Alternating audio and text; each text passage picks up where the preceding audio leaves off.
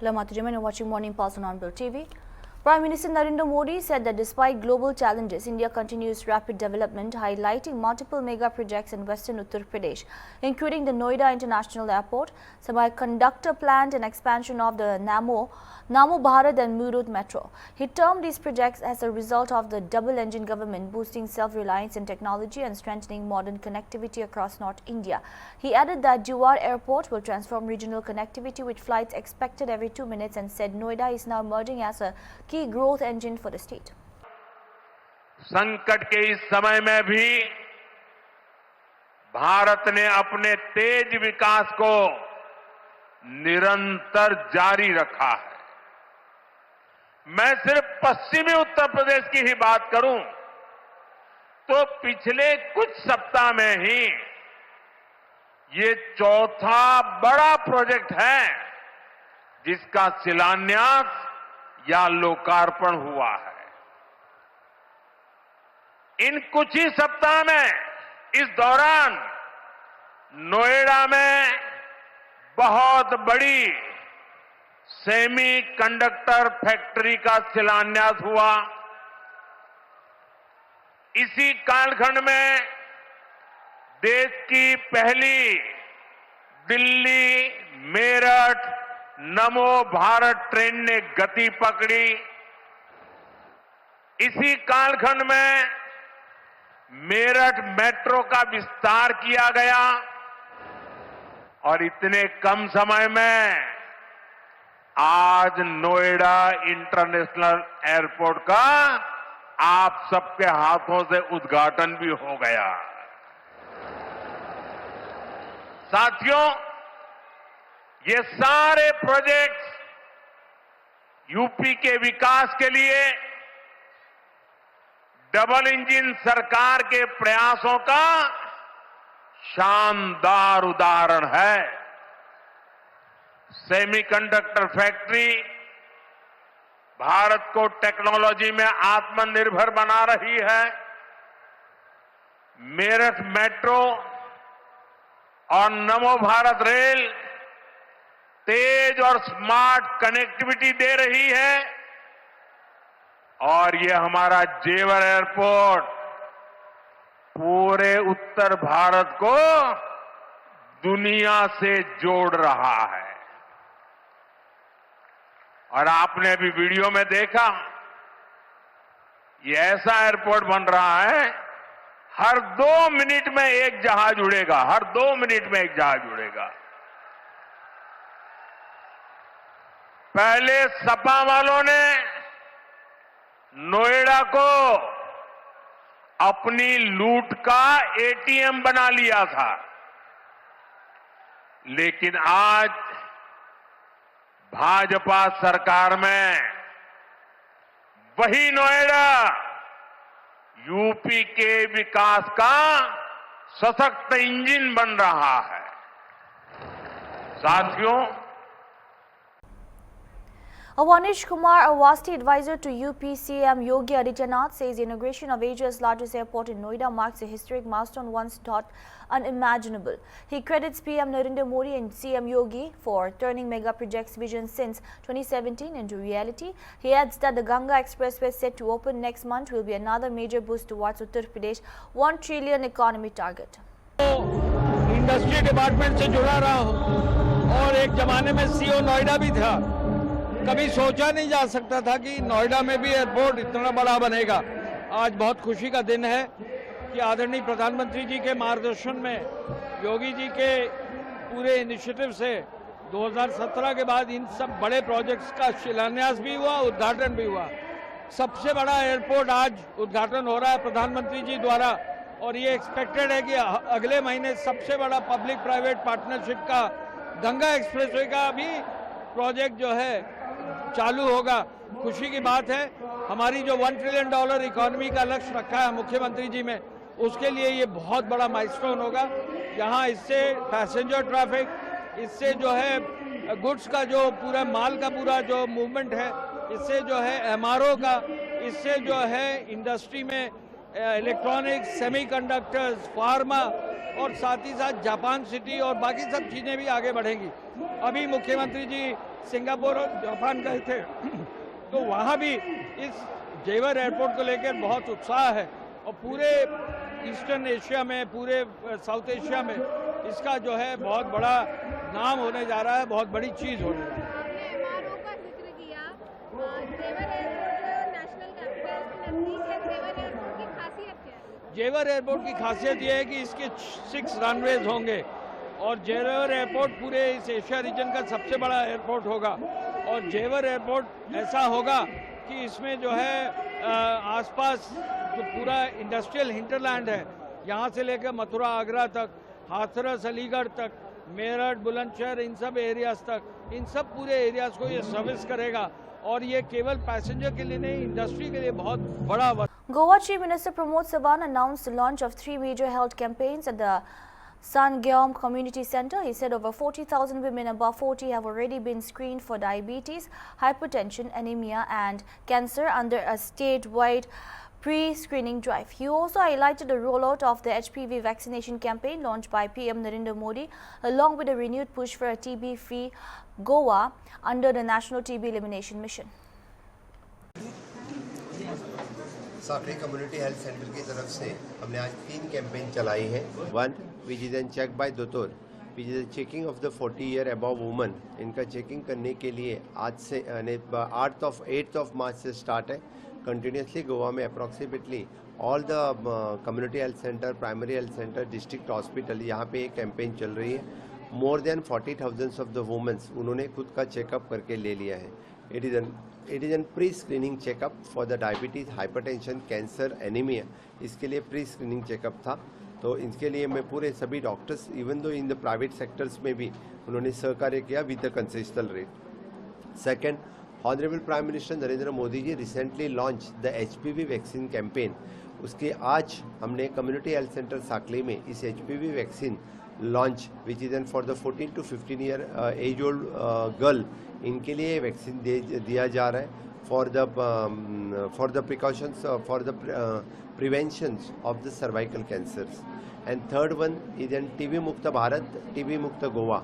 2 दिन पहले जो हेल्थ मिनिस्टर JP नड्डा जी ने जो कैंपेन रन की कि वो TB मुक्त भारत करने के लिए, वही कैंपेन आज TB मुक्त गोवा करने के लिए हमने गोवा में लॉन्च किए।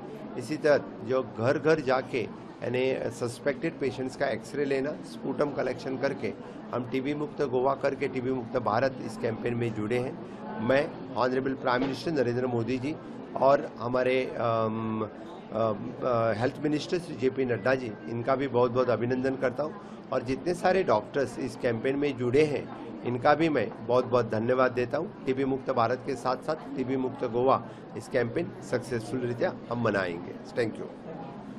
Bihar BJP President Sanjay Saraugi welcomed the inauguration of Noida International Airport at Jewar by PM Narendra Modi, saying that air connectivity is rapidly expanding across the country, including a new and upcoming airports in Bihar. He also highlighted the Prime Minister's meeting with Chief Ministers, noting that recent excise duty cut on fuel and stressing strict measures to prevent hoarding and black marketing amid global uncertainties. Airport का उद्घाटन PM Modi करेंगे, आप कैसे देखते हैं? आज पूरे देश में आदरणीय प्रधानमंत्री जी के नेतृत्व में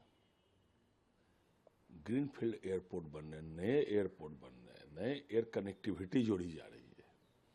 उसके तहत नोएडा में भी बड़ा एयरपोर्ट बना है। माननीय प्रधानमंत्री जी उनका उद्घाटन करने वाले हैं। नोएडा के अलावा पूरे देश में आज बिहार में लीजिए, दरभंगा हो, पूर्णिया हो, ये दोनों एयरपोर्ट चालू हो गए और व्यस्तम एयरपोर्ट में से है। और भी बिहार में कई स्थानों पर नए एयरपोर्ट, आज भागलपुर के नज़दीक भी एक नया ग्रीनफील्ड एयरपोर्ट बनने वाला है। उसके साथ पटना में और स्थानों पर भी नए नए एयरपोर्ट बनने वाले हैं।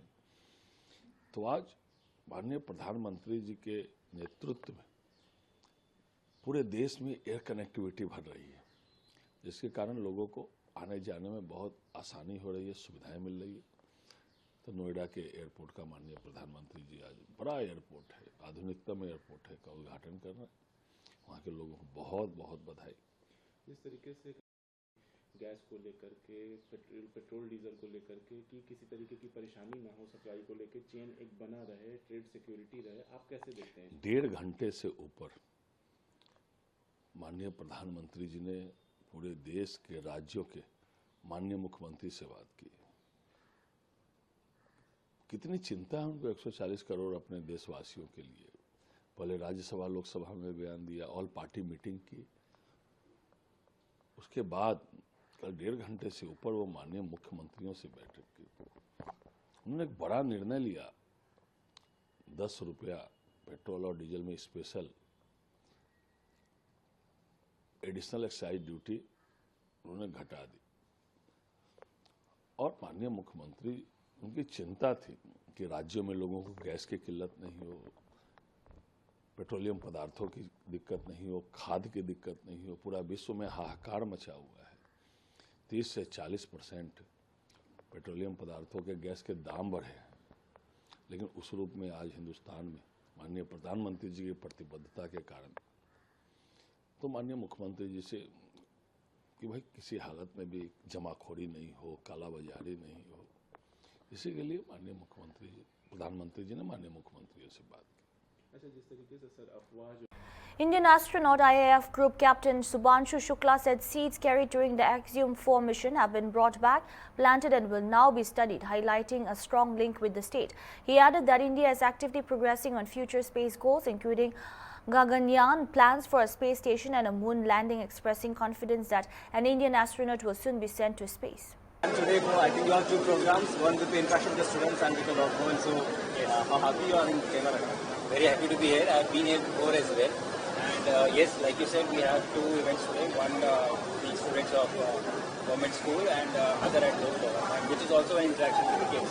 And I'm happy to be here, share my story, and hopefully inspire some students to go to space from here.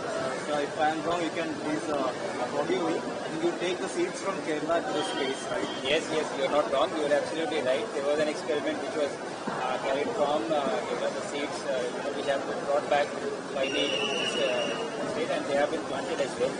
And they will be studied for next 5 generations. So yes, there is a connect from this kid, a big connect actually, for me to my space journey. So Axiom 4 is completed. I think you are helping Gaganyaan, India's most prestigious project. So yes. How's the things going? So right now we are working towards Mission Gaganyaan and the space station, and eventually landing on the moon, and all the mission definition, the requirements we are all being finalized and discussed as of now. The preparations are going well, and I hope that soon enough we are able to send an Indian to space and the government license. So as an expert, one last question. There are PSLVs, we can't able to expect PSLV from this kind of experiments. So back-to-back issues. What's happening with the do you know about that? No, I don't think that it would be right for me to comment upon the technical issues, because we have teams which are handling that. But what I would like to say is that space missions are inherently complex, and these things do happen. There is something known as NOR in the aviation, which is when we fly, we also use this term, which is the natural operational risk. So when you undertake such difficult tasks or such complex activities, there are bound to be some ups and downs sometimes. So I think we should have the capacity to accept that. But what went wrong, how is it being evaluated, what is the solution forward, I think the teams who are looking into it will be better suited to come. Have a nice day, and Thank you so much. Thank you. BJP candidate from Rangya Babesh Kalita expressed confidence of a strong victory in Assam Assembly elections, crediting PM Narendra Modi and CM Himanta Biswa Sarma for driving development in the state. He said a BJP-led NDA is expecting a historic mandate on April 9, adding that the party sees no major challenge and is confident of securing a strong majority once again. देखिए, देश के प्रधानमंत्री आदरणीय नरेंद्र मोदी जी और आसाम के माननीय मुख्यमंत्री doctor Himanta Biswa Sharma ji ने आसाम को जो विकास किया, इस विकास पर आधार पर ये चुनाव असम में होगा और लोगों का एक ही मन है, दिल में बना लिया, भाजपा को वोट डालेगा, एनडीए को वोट डालेगा। आगामी 9 अप्रैल को जो आसाम की विधानसभा की चुनाव होगा, इस चुनाव में भाजपा और एनडीए का शानदार जीत होगा और एक हिस्ट्रिक रिकॉर्ड बनेगा।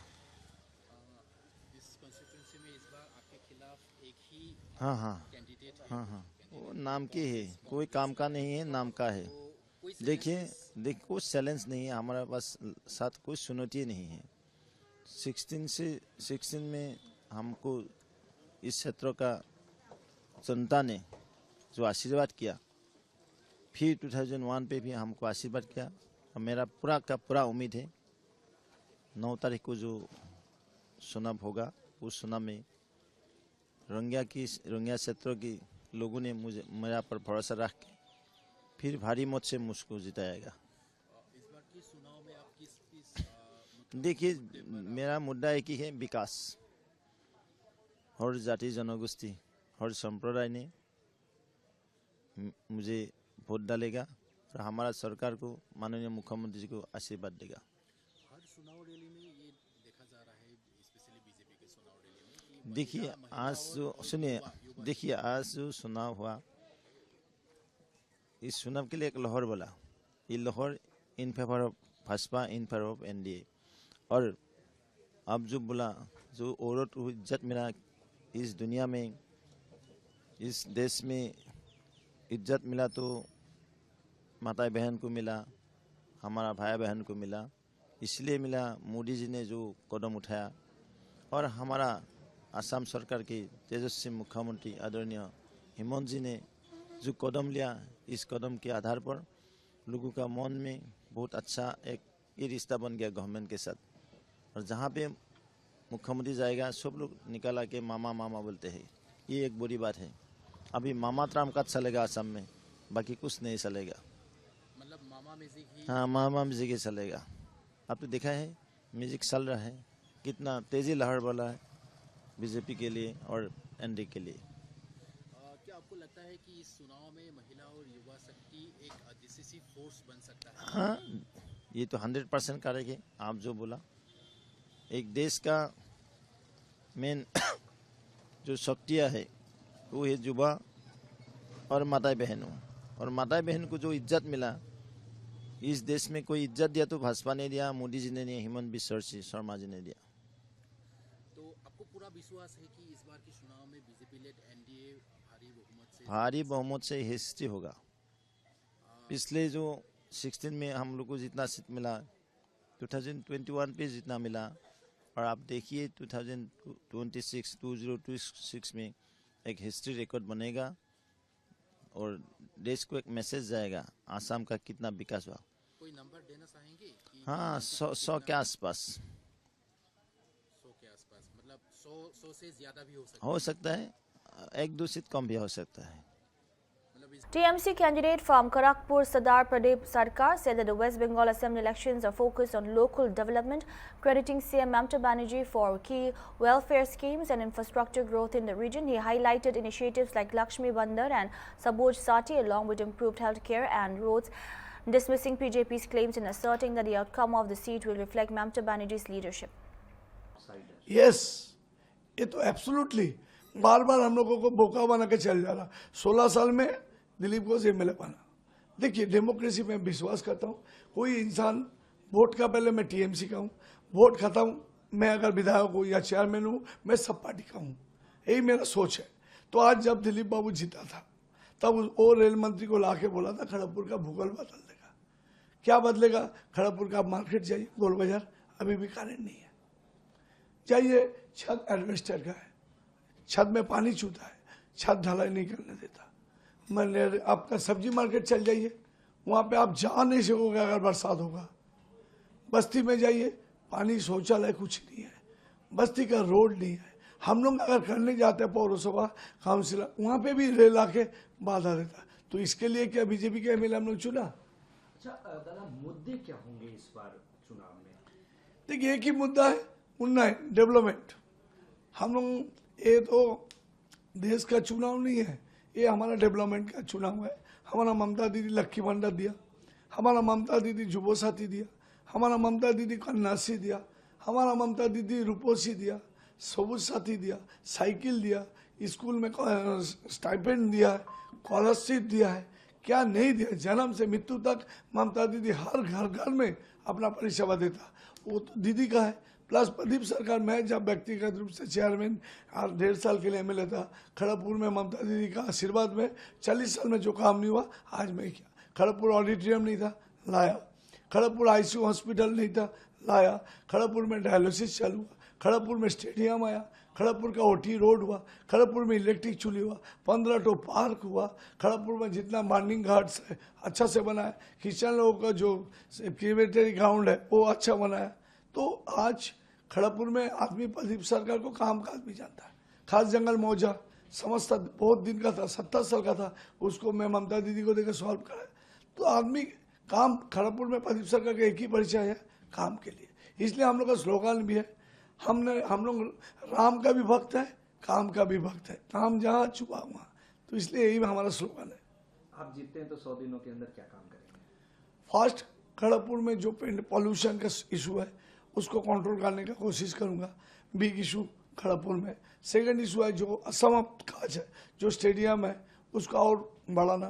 खड़गपुर में ऑडिटोरियम काम चालू होके अब बंद होके पड़ा हुआ है। खड़गपुर में बहुत संस्कृति प्रेमी आदमी है जिन लोगों को अच्छा प्रोग्राम करने की जगह नहीं है, और रेल वहाँ पे प्रोग्राम करने देता नहीं है, सब में प्रॉब्लम होता है। तो वो वाला हम लोगों को कोशिश रहेगा, जो पेंडिंग काम है उसको क्लोज करना है, कंप्लीट करना है, और नया कुछ खड़गपुर के लिए हॉस्पिटल, सुपर स्पेशलिटी हॉस्पिटल को नया करके करना है खड़गपुर में, और चिकित्सा परिसेवा का और अच्छा करना है। बीजेपी कह रही है कि टीएमसी ने कोई काम नहीं किया है बंगाल में। देखिए, जो बोला उसको मैं एक ही रिक्वेस्ट कर सकता आपका माध्यम से, हमारा खड़गपुर में आपका डॉक्टर बहुत अच्छा है, होगा तो उसको छानी का ऑपरेशन करके चश्मा डाल लेने बोलिए, नहीं तो पब्लिक उसको जवाब दे देगा। क्या टीएमसी का एंटी इनकम्बेंसी दिख रहा है आपको इस वक्त? नो, कहीं नहीं दिख टोटल टीम हम लोग काम कर रहे हैं, कोई नहीं है। हम लोग एक ही मकसद है, ये सीट ममता दीदी को गिफ्ट करना है। हम लोग सब यहाँ कैंडिडेट हम नहीं है, कैंडिडेट ममता बनर्जी है। ये जीत दीदी का जीत, ये हार दीदी का। हम लोग चाहेंगे ये सीट दीदी को देना। केंद्र वर्सेस राज्य की राजनीति। That's all we have for now. Keep watching Hornbill TV.